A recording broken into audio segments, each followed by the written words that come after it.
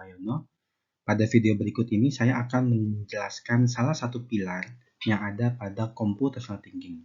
Jadi kalau kita ingat mungkin ya, di dalam computational thinking itu ada 4 pilar utama.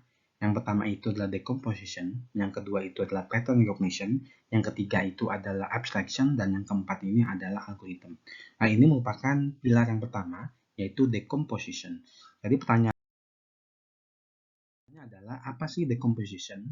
Jadi decomposition ini merupakan sebuah proses di mana kita membagi membagi problem-problem yang kompleks menjadi beberapa problem-problem yang lebih kecil sehingga lebih mudah untuk diselesaikan. Dengan problem-problem ini dibagi menjadi kecil sehingga memungkinkan bagi kita untuk mendeskripsikan, memahami, dan juga mengeksekusi solusi dari problem-problem tersebut itu dengan lebih baik. Oke, ilustrasinya seperti ini. Misalnya kita memiliki big problem, kemudian big problem ini dipecah-pecah menjadi beberapa small problem atau problem-problem yang lebih kecil.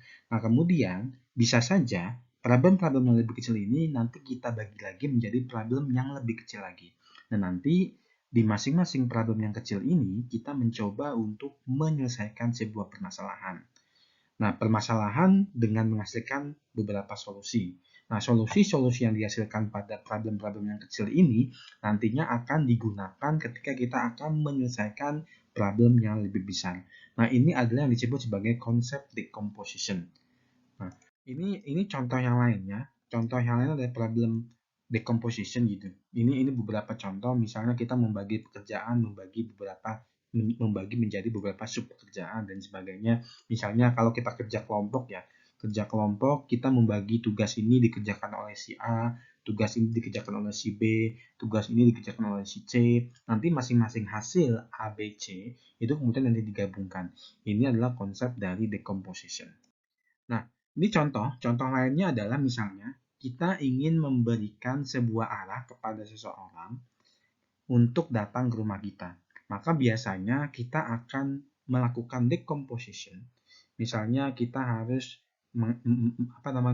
berjalan ke arah mana, menggunakan apa, kemudian kalau dari satu tempat ke tempat lain itu juga bisa merupakan salah satu decomposition. Misalnya gini, kalau lokasi kita di Yogyakarta dan posisi teman kita itu ada di Kalimantan, maka dekomposisinya itu adalah bagaimana caranya dari Kalimantan ke Jakarta, baru kemudian dilanjutkan bagaimana dari Jakarta ke Yogyakarta. Bisa saja dari Kalimantan ke Jakarta itu naik pesawat, tetapi dari Jakarta ke Yogyakarta itu menggunakan jalur darat. Nah, ini adalah contoh dari decomposition. Nah, contoh lainnya misalnya kalau misalnya siswa gitu ya. Siswa atau mahasiswa itu bermain game. Nah, biasanya itu nanti ada beberapa karakter. Karakter-karakter ini memiliki action yang memungkinkan untuk dilakukan. Jadi misalnya standarnya itu adalah kiri, kanan, atas, bawah, atau mungkin pergerakannya itu adalah walk, jump, crouch, atau mungkin penyerangannya dan sebagainya. Ini merupakan salah satu contoh dari decomposition. Nah, sekarang pertanyaannya adalah kenapa sih decomposition itu penting gitu ya. Nah, yang pertama, jika sebuah problem yang kompleks, ingat ya, ketika problem itu kompleks dan tidak didekomposisikan, itu biasanya lebih sulit untuk menyelesaikan permasalahannya. Biasanya kita pecah-pecah dulu jadi kecil-kecil, setelah kecil baru kita mencari solusinya. Nah, biasanya kemudian kita mencoba menyelesaikan problem yang besar di satu waktu itu biasanya juga lebih sulit gitu. Tapi di sisi lain, ketika kita membagi problem itu menjadi problem-problem yang lebih kecil gitu ya. Nah, ini akan memudahkan bagi kita untuk mengeksekusi, untuk mengevaluasi atau untuk mencari solusi dari problem-problem yang lebih kecil itu dengan lebih detail. Jadi di sini kita bisa mengatakan bahwa decomposition ini sangat penting. Meskipun sebenarnya tanpa decomposition itu memungkinkan sekali kita untuk mendapatkan solusi dari sebuah problem, tetapi memang caranya itu jadi lebih lama dan juga jadi lebih kompleks. Jadi kalau seandainya kita ingin mendapatkan solusi dari problem yang kompleks, ada baiknya memang kita bagi menjadi beberapa sub-problem.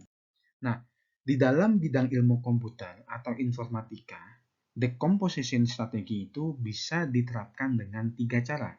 Yang pertama adalah recursion, yang kedua ini adalah divide and conquer, dan yang ketiga ini adalah dynamic programming.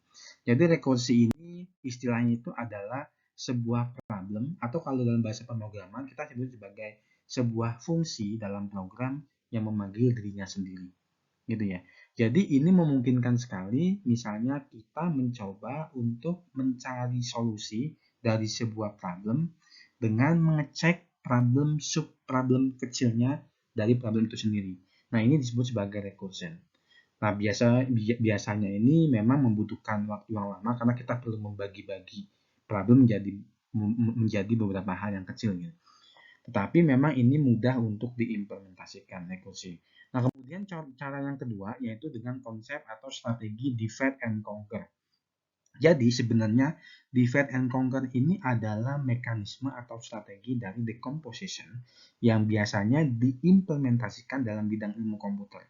Jadi misalnya kalau kita punya problem yang kecil, problem yang cukup besar, kemudian problem ini dibagi-bagi menjadi beberapa sub-problem. Nah, ini disebut sebagai divide. Nah, kemudian masing-masing sub-problem ini kita akan mendapatkan solusi.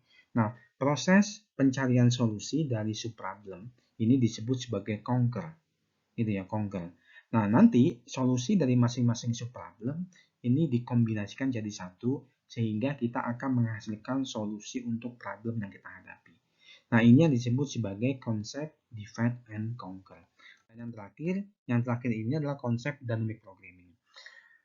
Di dalam konsep divide and conquer, ada kemungkinan subproblem yang kita miliki atau subproblem yang kita dapatkan dari problem itu memiliki karakteristik yang sama.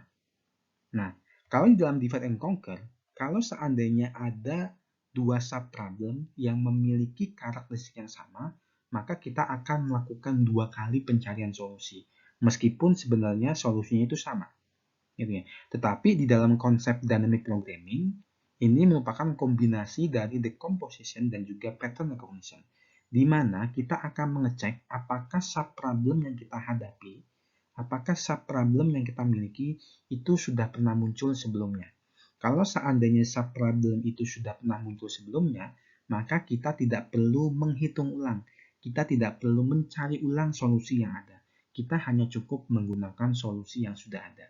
Sebagai contoh, misalnya, kalau seandainya saya punya solusi untuk subproblem ini, gitu ya. Nah, di sini subproblem yang sama ini muncul kembali. Maka kita tidak perlu melakukan pencarian solusi 2 kali untuk subproblem yang sama ini. Kita cukup mencari sekali, kemudian solusi yang ada nantinya digunakan untuk mengatasi permasalahan pada subproblem yang ini.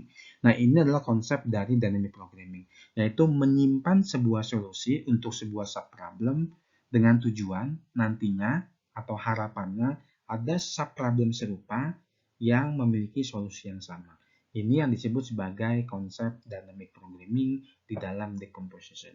Oke, saya kira itu yang bisa saya sampaikan terkait dengan decomposition pada konsep computational thinking. Terima kasih, sampai ketemu pada video selanjutnya.